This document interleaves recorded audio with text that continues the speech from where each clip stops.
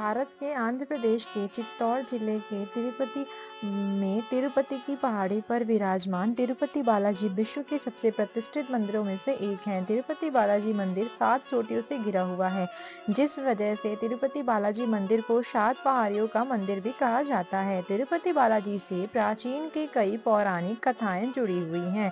भगवान वेंकटेश्वर को विष्णु जी का रूप माना जाता है, जिन्होंने कलयुग के कष्टों से लोगों को बचाने के लिए अवतार लिया था। तिरुपति मंदिर की कहानी भगवान विष्णु और माता लक्ष्मी के धरती लोक पर अवतार लेने से जुड़ी है। एक बार ऋषियों ने यह तय करने के लिए बैठक रखी कि त्रिमूर्ति ब्रह्मा, विष्णु और शिव में से कौन सर्वोच्च है।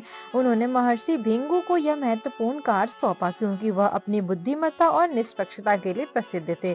इसके बाद महर्षि भृगु तीनों देवों की परीक्षा लेने के लिए चल पड़े। महर्षि भृगु सबसे पहले ब्रह्मा जी के पास पहुंचे। वे जाते ही उन्हें प्रणाम करते हैं और उनकी स्तुति करते हैं। यह देख ब्रह्मा जी को महर्षि भृगु पर बहुत क्रोध आता है। इतना क्रोध बढ़ जाता है कि मुख बिल्कुल लाल हो जाता है। ब्रह्मा जी का क्रोध अंगारों में बदल गया। कुछ क्षणों बाद उन्होंने अपना गुस्सा ठंडा करने का प्रयास किया। भृगु, तुमने ये क्या किया? तुमने मुझे प्रणाम किया, ना मेरा मान किया। ऐसा करके तुमने मेरा अपमान किया।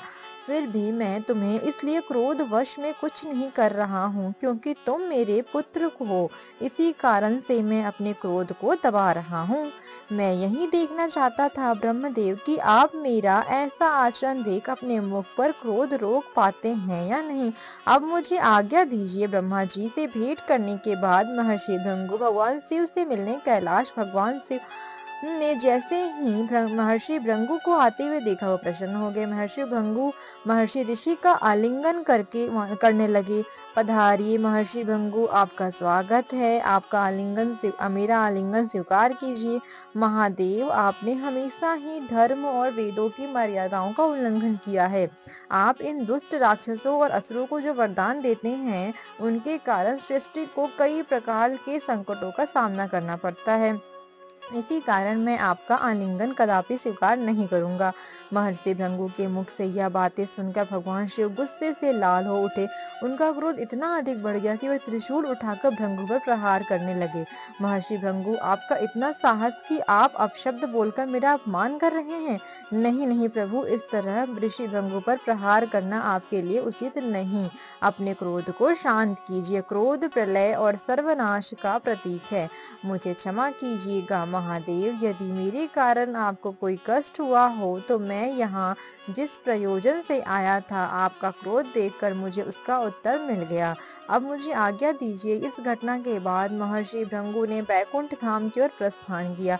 बैकुंठ पहुंचने पर ऋषि भृगु ने भगवान विष्णु को सोते हुए पाया और देवी लक्ष्मी उनके पैरों को दबा रही थी। क्रोध के आवेश में विष्णु के धैर्य और महानता की परीक्षा लेने के लिए महर्षि भृगु ने भगवान की छाती पर लात मारी।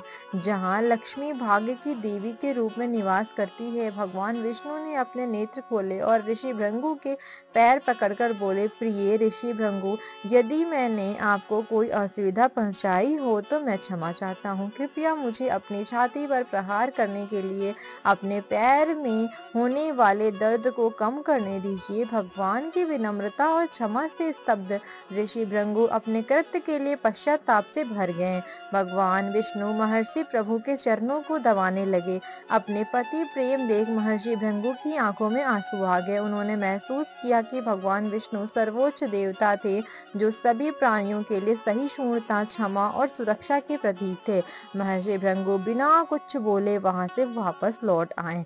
उन्हें अपने प्रश्न का उत्तर तो मिल चुका था, परंतु महर्षि भृगु के इस तरह के व्यवहार से देवी लक्ष्मी क्रोधित हो गई। वे अपने निवास स्थान भगवान विष्णु की छाती के प्रति ऋषि के अनादर पूर्ण कृत्य से प्रसन्न नहीं थी। वे भगवान विष्णु से रूठ गईं और उनका बैकुंठ त्याग करके पृथ्वी लोक पर आ गईं। वहां तपस्या में लीन हो गई। भगवान विष्णु भी उन्हें ढूंढने के लिए बैकुंठ छोड़कर धरती पर आ गए।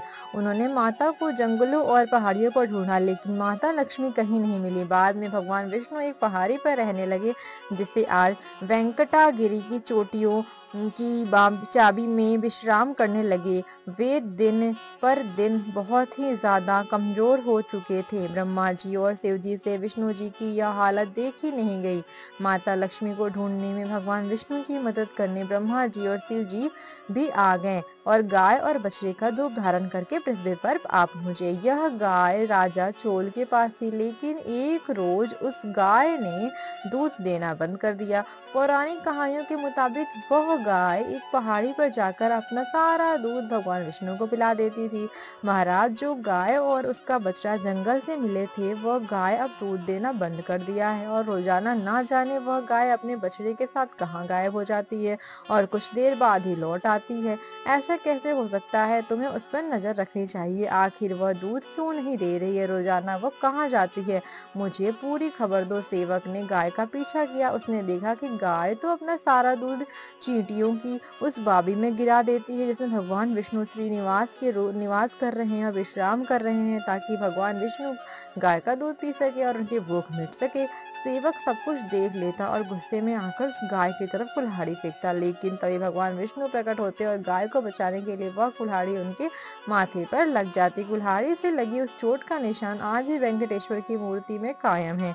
भगवान विष्णु को पहाड़ी लगते ही सेवक भगवान विष्णु को कुल्हाड़ी लगते ही सेवक वहां से भाग निकला और सारी बात राजा चोल से कही। सेवक की बात सुनकर राजा चोल तो हैरान रह गए और घबराहट में भगवान विष्णु से मिलने के लिए क्षमा मांगने के लिए उस स्थान पर पहुंच गए। क्षमा कीजिए प्रभु, क्षमा कीजिए, यह सब अनजाने में हुआ है, क्षमा कीजिए भगवान, आप तो साक्षात नारायण हैं, आप तो क्षमादान देने वाले हैं, आप तो करुणा के अवतार हैं, मेरे आराध्य देव हैं।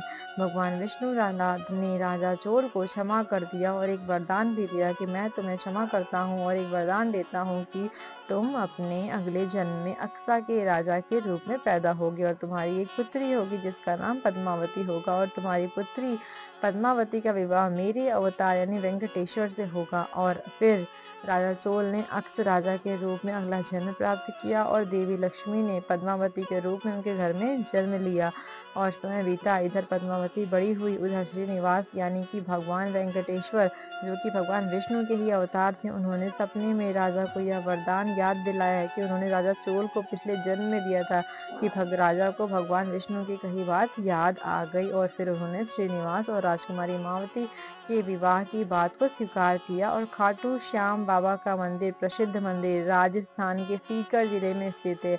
खाटू भगवान श्याम जी को भगवान विष्णु भगवान श्री कृष्ण का अवतार माना जाता है और देश के करोड़ों लोग खाटू श्याम जी की पूजा करते हैं। खाटू श्याम जी मंदिर में हर वक्त भक्तों का तांता लगा ही रहता है और विशेष रूप से होली के दिन या होली के दिन पहले सीकर जिले में खाटू श्याम जी का विशाल मेला भी आयोजित होता है, जिसमें राजस्थान सहित अन्य प्रदेशों के श्रद्धालु भी बाबा जी के दर्शन करने आ जाते हैं। खाटू श्याम जी की कहानी महाभारत काल से शुरू होती है, जिस वक्त उसका नाम बर्बरी था। बर्बरी भीम का पुत्र और घटोत्कच का पुत्र था। बर्बरी बचपन से ही बहुत वीर योद्धा था। बर्बरी ने अपनी माँ से युद्ध कला सीखी थी। दोस्तों, आगे की कहानी हम नेक्स्ट वीडियो में आपको सुनाएंगे। आपको हमारी वीडियोस कैसी लगती है हमें ज़रूर बताएं, कमेंट बॉक्स में अपने सुझाव ज़रूर दें और अगर हमारी वीडियो आपको अच्छी लगती है तो please like, subscribe and share जरूर करें, ताकि हमें मोटिवेशन मिलता रहे और इस तरह की कहानियाँ आगे हम